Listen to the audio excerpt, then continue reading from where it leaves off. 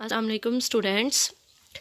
आज का जो हमारा टॉपिक है इंग्लिश बुक का डिस्कस करने वाला, बुक 3 का, वो है पोएम ओज़िमांडियस, जिसे लिखा है पर्सी बैशी शैलेस ने, यानी कि हम इसको पीबी शैले भी कह सकते हैं। Students, you can see this is the picture of Percy Bysshe Shelley. ये पर्सी बैशी शैले की पिक्चर है। तो हम स्टार्ट करते हैं आज की हमारी पोएम, बिल्कुल वैसे ही जिस तरह से हम पहले स्टार्ट किया करते थे। स्टूडेंट्स, सबसे पहले ये हमारी पोएम नंबर 8 है, जिसे पर्सी बैशी शैले ने लिखा है। सबसे पहले हम थोड़ा सा पोइट का इंट्रोडक्शन पढ़ लेते हैं। पोइट के इंट्रोडक्शन में लिखा हुआ है, पर्सी बैशी शैले 1792 को बरतानिया में पैदा हुआ, 1792 को। ये एक रोमानवी शायर की हैसियत से दुनिया अदब में जाना जाता है, यानी कि ये जो लिटरेचर की दुनिया है ये उसमें जाना जाता है। वो जबरो इस्तबदाद का शदीद मुखालफ है। इस सिलसिले में शेरी ड्रामा प्रोमीथियस अनबाउंड नहायत अहम है। मशहूर अंग्रेज़ रोमानवी शायर स्टूडेंट्स कहते हैं रोमांटिक पोइट जो होता है। जॉन कीट्स की वफ़ात पर असर मर्सिया लिखा, जिसे दुनिया और एडोनियस के नाम से जानती है। शैली की मौत समंदर में डूबने से हुई, क्योंकि जिस कश्ती में वो सफ़र कर रहा था वो समुद्री लहरों की नज़र हो गई थी। शैली अपनी जवानी में नहायत खूबसूरत था और बाग़ियाना ख़यालात का मालिक था। इसका इंतकाल 1822 में हुआ, यानी 1822 में इसकी डेथ हो गई। यानी 1792 में ये पैदा हुआ और 1822 में इसकी डेथ हो गई। और बाग़ियाना ख़यालात, स्टूडेंट्स, बाग़ियाना ख़यालात यानी कि रिबेल माइंड्स इनके होते हैं, यानी कि बागी होना, रस्म व रवाज को, सोसाइटी के कस्टम्स को, ट्रेडिशंस को फॉलो ना करना। उसके बाद स्टूडेंट्स आगे है नज़म का तारुफ। नज़म का तारुफ यानी कि हमारी पोइम का इंट्रोडक्शन है। पोइम के इंट्रोडक्शन को हम स्टार्ट करते हैं। नज़म ओज़िमांडियस अंजील मुक़द्दस की इस आयत की तशरीह है जो तौरात की किताब के आगाज़ में आती है।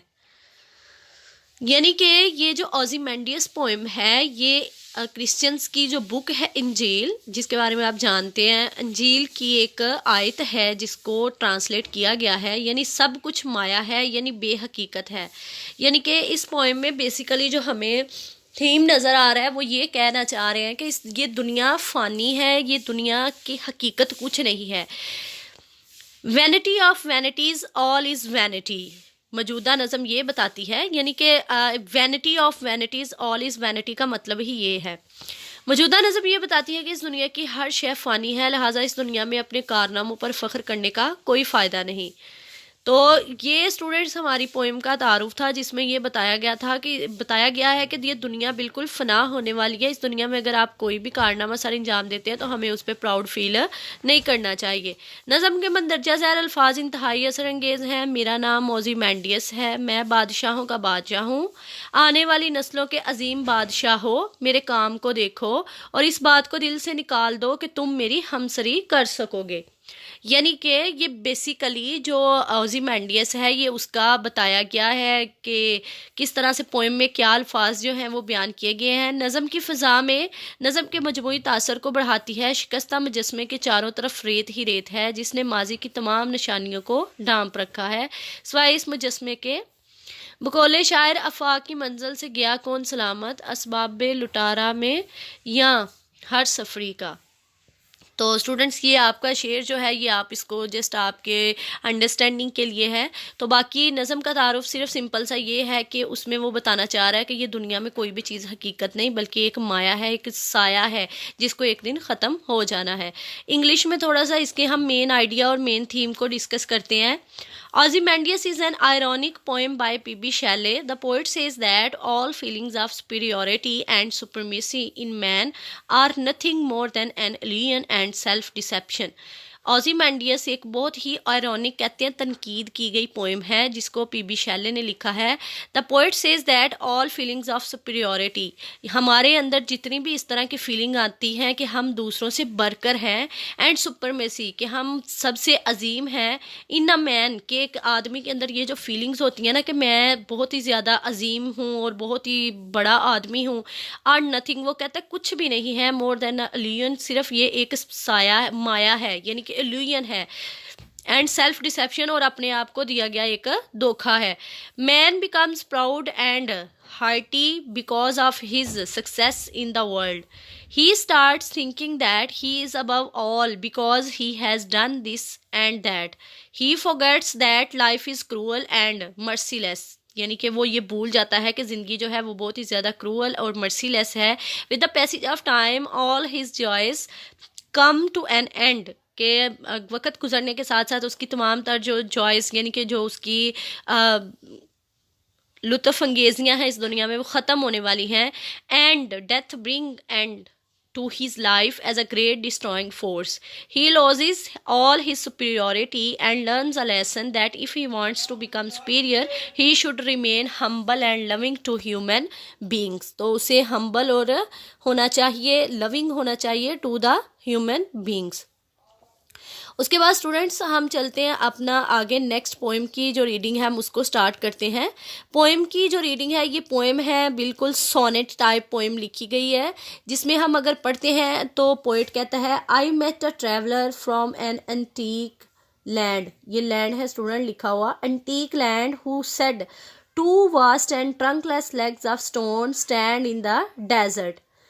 मेरी मुलाकात एक कदीम मुल्क से आने वाले मुसाफिर से हुई जिसने कहा सेहरा में पत्थर की दो भारी भरकम और बेधड़ टांगे खड़ी हैं।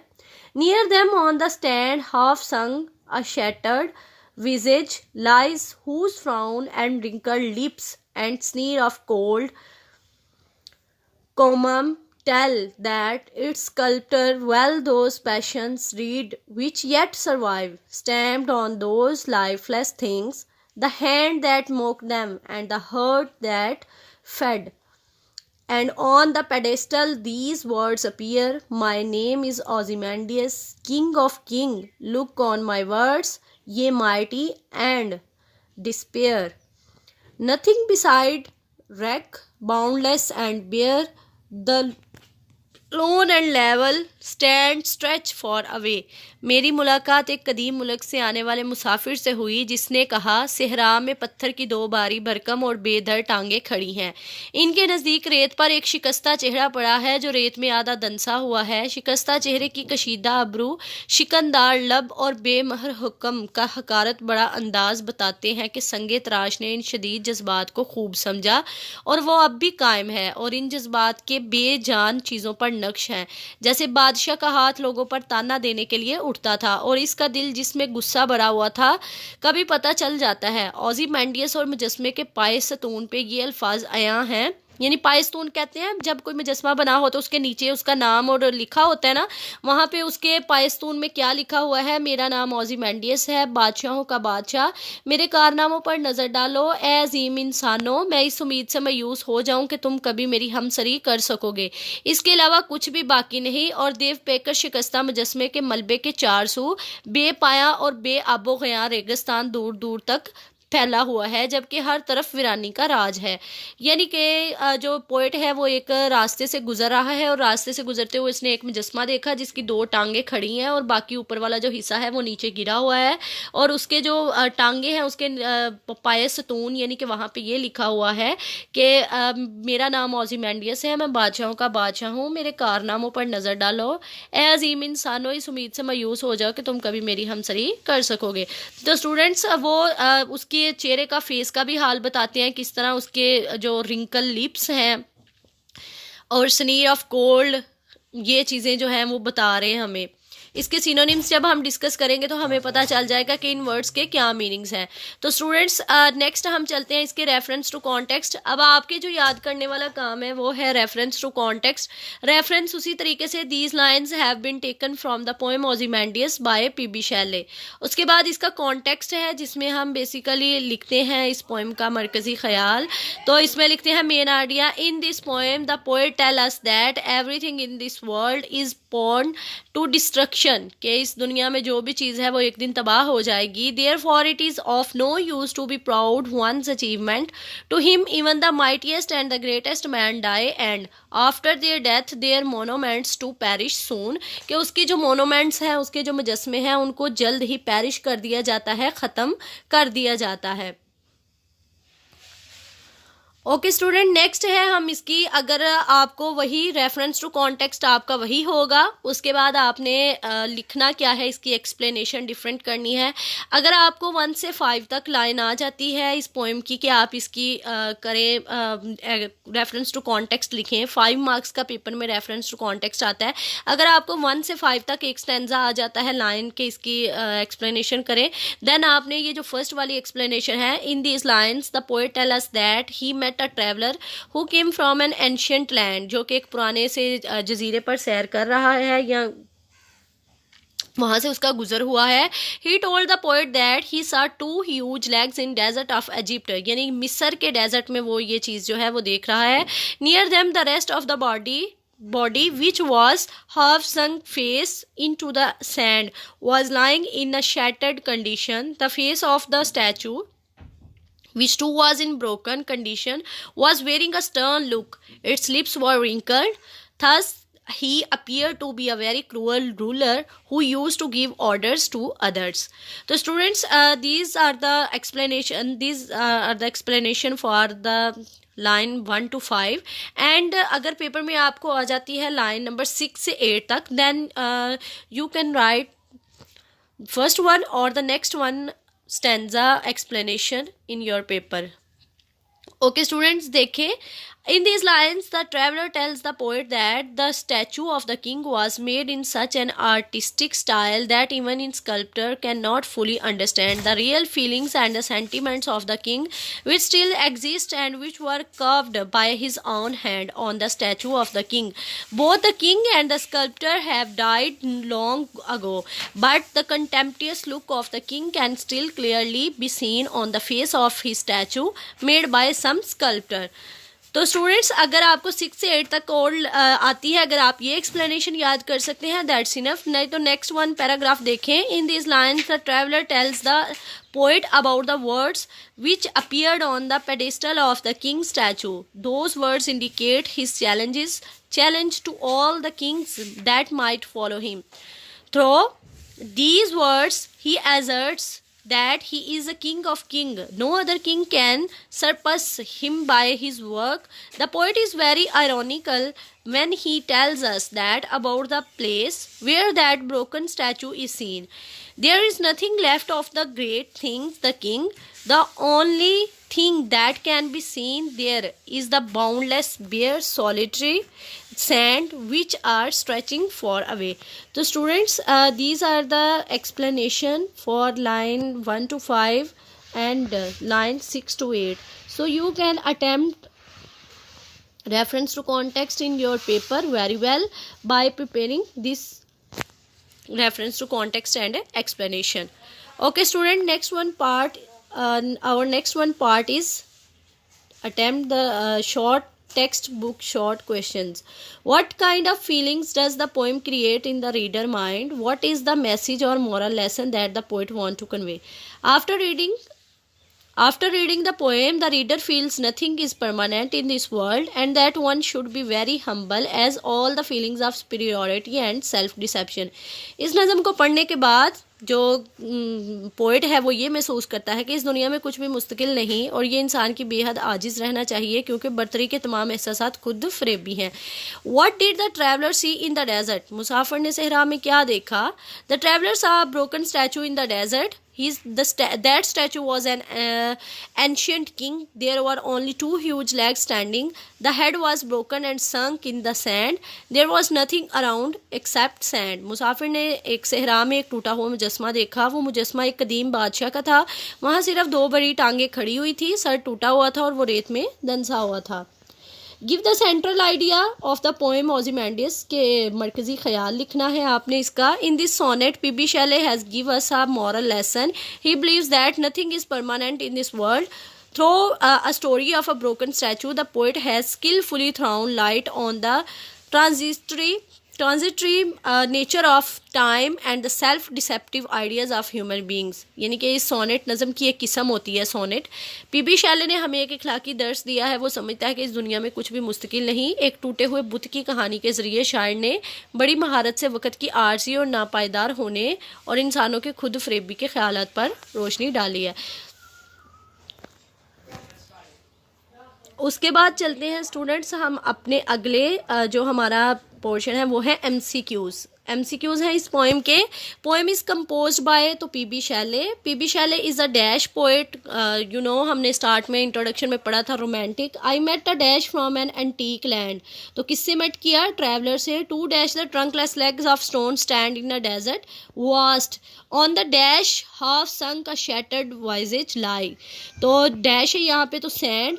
Who dash and wrinkle lips and sneer of cold command tell। तो स्टूडेंट्स यहाँ पे जो लिखा हुआ है वो है frown. Sneer of cold dash तो कमांड बी वाला जो आंसर है वो करेक्ट है। पैशंस येट ये dash stamped on these lifeless legs things तो survive the dash that mocked them. तो क्या था इसका? Hand. The hand that mocked them and the dash that fed. तो हर्ट सी वाला आंसर जो है इसका करेक्ट है। And on the dash these words appear pedestal. My dash is Ozymandias king of king. तो my name is Ozymandias king of king.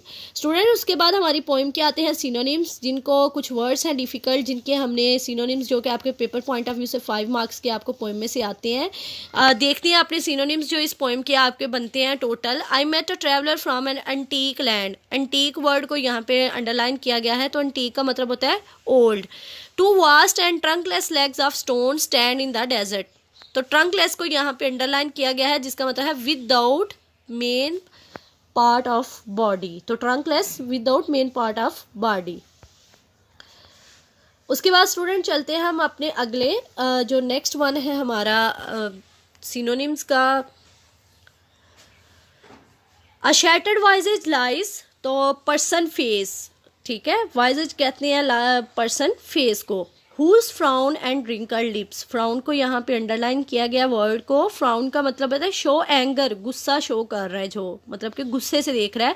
Whose frown and wrinkled lips. Wrinkled को word को underline किया गया। रैंकल्ड का मतलब होता है showing wrinkles. Tell that its sculptor well those passion read. तो स्कल्प्टर को अंडरलाइन किया गया। स्कल्प्टर किसे कहते हैं? Person who make sculpture. जो बंदा स्कल्पचर बनाता है उसको हम कहते हैं sculptor. On the pedestal these words appears.